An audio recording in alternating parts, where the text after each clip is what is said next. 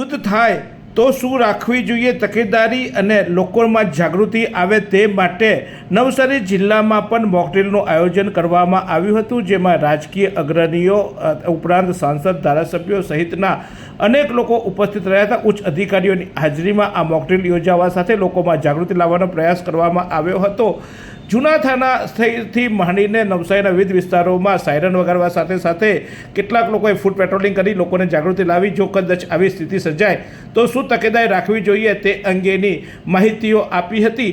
ખાસ કરીને social media અને અન્ય માધ્યમો દ્વારા અગાઉથી લોકોને જાણ કરી દેવામાં આવી હતી. 4 વાગે બરાબર સાયરન વાગી હતી અને સાયરન વાગ્યા બાદ પોલીસ અધિકારીઓ અને અન્ય ટીમો શહેરના અને જિલ્લાના વિવિધ વિસ્તારોમાં પહોંચી ચૂક્યા હતા અને ત્યાં જે તકેદારી રાખવી પડે એ તકેદારીની સૂચના આપવા માટે અને સાથે સાથે તંત્ર પણ કેટલું એલર્ટ છે તે અંગેનું મોકડ્રીલ યોજાયું હતું. જોકે લોકોએ આ મોકડ્રીલને ખૂબ સહયોગ આપ્યો હતો. ઉચ્ચ અધિકારીઓ અને સામાજિક અને રાજકીય અગ્રણીઓ પણ અહીંયા આ મોકડ્રીલમાં જોડાયા હતા.